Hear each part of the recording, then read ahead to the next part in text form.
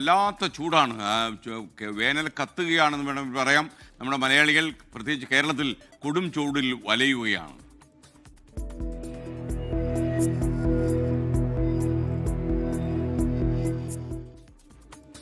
സംസ്ഥാനത്ത് കൊടും ചൂടിന് ശമനമായിട്ടില്ല. ഇന്നും ഉയർന്ന താപനില രേഖപ്പെടുത്താൻ സാധ്യതയുണ്ടെന്നാണ് കാലാവസ്ഥാ കേന്ദ്രം പറയുന്നത്.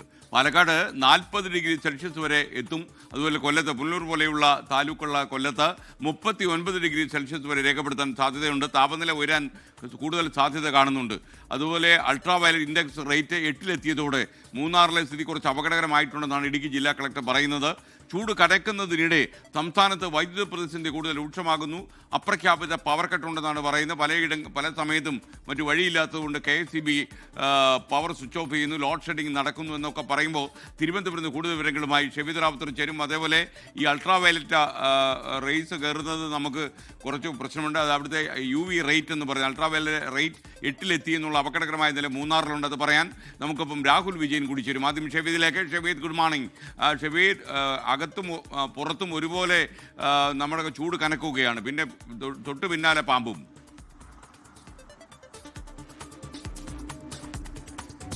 ഉറപ്പായിട്ടും അതായത് മലയാളികളെ സംബന്ധിച്ച് ഇപ്പോൾ ഒരു വല്ലാത്തൊരു കാലമാണ്. കാരണം നമുക്കറിയാം കാര്യമായിട്ടുള്ള ചൂട്, അതുകൊണ്ട് പുറത്തിറങ്ങാൻ കഴിഞ്ഞില്ല. ഇനി അകത്തിരുന്നാൽ കറണ്ടില്ലാത്ത സാഹചര്യമുണ്ട്. അതിനൊക്കെ അപ്പുറത്തേക്ക് അകത്തും പുറത്തും പാമ്പ് പേടിക്കേണ്ട സാഹചര്യവും മലയാളികൾ ഇപ്പോൾ അനുഭവിക്കുന്നു എന്നുള്ളതാണ്. കാലാവസ്ഥയുടെ കാര്യം പറയുകയാണെങ്കിൽ ചൂടിന്റെ കാര്യത്തിൽ ഏതെങ്കിലും തരത്തിൽ ആശ്വസിക്കാൻ നമുക്ക് വകയുണ്ടെന്ന് പറയാൻ കഴിയില്ല. കാരണം ഇന്നും ഉയർന്ന താപനില രേഖപ്പെടുത്താൻ സാധ്യതയുണ്ടെന്നാണ് കേന്ദ്ര കാലാവസ്ഥാ വകുപ്പിന്റെ മുന്നറിയിപ്പ്. വിവിധ ജില്ലകളിൽ സാധാരണയേക്കാൾ 3 മുതൽ 4 ഡിഗ്രി സെൽഷ്യസ് വരെ താപനില ഉയർന്നേക്കാമെന്നുള്ളതാണ് അറിയിപ്പ്. പാലക്കാട് ജില്ലയിൽ ഏറ്റവും കൂടുതൽ ചൂട് രേഖപ്പെടുത്തിയ പാലക്കാട് ജില്ലയിൽ 40 ഡിഗ്രി സെൽഷ്യസ് വരെയും, കൊല്ലത്ത് 39 ഡിഗ്രി സെൽഷ്യസ് വരെയും, പത്തനംതിട്ട, തൃശൂർ, കോഴിക്കോട്, കാസർഗോഡ് ജില്ലകളിൽ 38 ഡിഗ്രി സെൽഷ്യസ് വരെയും താപനില ഉയർന്നേക്കാമെന്നുള്ളതാണ് മുന്നറിയിപ്പ്. ഉയർന്ന താപനിലയും ഈർപ്പമുള്ള വായുവും കാരണം ഈ ജില്ലകളിൽ ചൂടും അസ്വസ്ഥതയുള്ള കാലാവസ്ഥയും അനുഭവപ്പെടാൻ സാധ്യതയുണ്ടെന്നും മുന്നറിയിപ്പ് ദുരന്ത നിവാരണ അതോറിറ്റി അടക്കമുള്ള ആളുകൾ പറയുന്നുണ്ട്. നിലവിൽ വയനാട്, ഇടുക്കി ഒഴികെയുള്ള 12 ജില്ലകളിൽ കേന്ദ്ര കാലാവസ്ഥാ വകുപ്പിന്റെ യെല്ലോ അലർട്ട് നിലനിൽക്കുന്നുണ്ട്.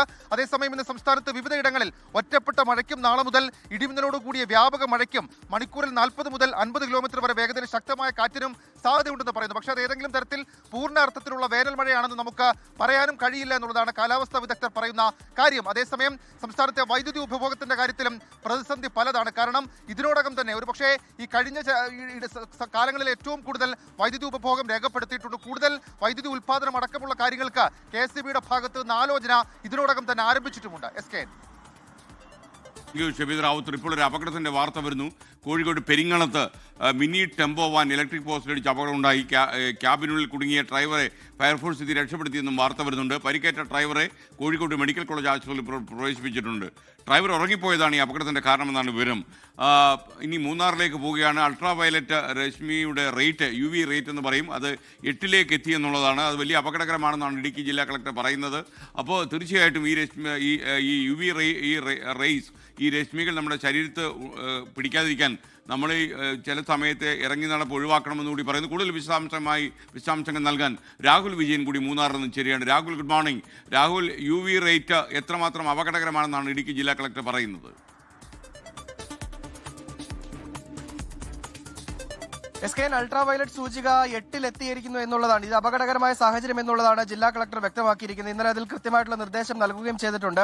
മൂന്നാറിലേക്ക് എത്തുന്ന ആളുകൾ ഉൾപ്പെടെ വലിയ ജാഗ്രത പാലിക്കേണ്ടതുണ്ട്. രാവിലെ 10 മണി മുതൽ വൈകിട്ട് 3 മണി വരെയുള്ള സമയങ്ങളിൽ ഈ സൂര്യകിരണങ്ങൾ നേരിട്ട് ഏൽക്കാതിരിക്കാൻ വേണ്ടിയുള്ള ആ പ്രത്യേക ജാഗ്രത ഉണ്ടാകണം എന്നുള്ളതാണ്. ഇത് നേരിട്ട് ശരീരത്തിലേക്ക് ഏറ്റുകഴിഞ്ഞാൽ ക്യാൻസർ ഉൾപ്പെടെയുള്ള കാര്യങ്ങൾ ഉണ്ടാകാനുള്ള സാധ്യത കൂടുതലാണ് എന്നുള്ള പഠനം ഉൾപ്പെടെ ഉള്ളതാണ്. ഈ സാഹചര്യത്തിലാണ് ഇത്തരത്തിലുള്ള നിർദ്ദേശം ജില്ലാ ഭരണകൂടം നൽകിയിരിക്കുന്നത്. പുറത്തിറങ്ങുമ്പോൾ തല മൂടണം, അതുപോലെ തന്നെ ശരീരവും മൂടിക്കൊണ്ടുള്ള വസ്ത്രങ്ങൾ ധരിച്ചുകൊണ്ട് പുറത്തിറങ്ങുക, കുട ചൂടുക, അതുപോലെ തന്നെ പരമാവധി ഈ സമയങ്ങളിൽ പുറത്തേക്ക് ഇറങ്ങാതിരിക്കുക എന്നുള്ള കാര്യങ്ങളാണ് പറഞ്ഞിരിക്കുന്നത്. പക്ഷേ മൂന്നാർ മേഖലയാണ്, നമുക്കറിയാം വിനോദസഞ്ചാരികൾ ഒരുപാട് പേരെത്തുന്ന സ്ഥലമാണ്. അതുപോലെ തന്നെ തോട്ടം മേഖലയാണ്, തോട്ടം തൊഴിലാളികളൊക്കെ ജോലിയെടുക്കുന്ന സമയമാണ്. അതുകൊണ്ട് തന്നെ അത് എത്ര കണ്ട് പ്രാവർത്തികമാണ് എന്നുള്ളത് കൃത്യമായി പറയാൻ കഴിയില്ല. എന്തായാലും ആളുകൾ കൃത്യമായിട്ടുള്ള ജാഗ്രത പാലിക്കണം എന്നുള്ള നിർദ്ദേശമാണ് പറഞ്ഞിരിക്കുന്നത്.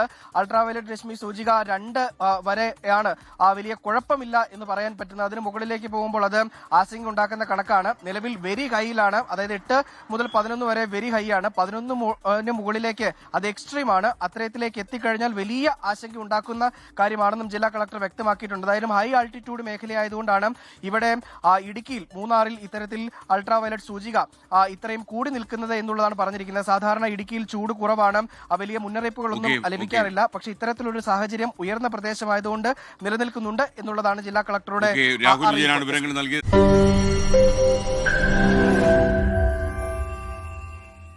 ലോകത്തെവിടെയായാലും ഏത് സമയത്തും 24 വാർത്തകളും ഓഗ്മെന്റഡ് റിയാലിറ്റി പാക്കേജുകളും എക്സ്പ്ലെയിനറുകളും വിശദമായി കാണാൻ ഞങ്ങളുടെ യൂട്യൂബ് ചാനൽ നിങ്ങൾക്ക് സബ്സ്ക്രൈബ് ചെയ്യാം.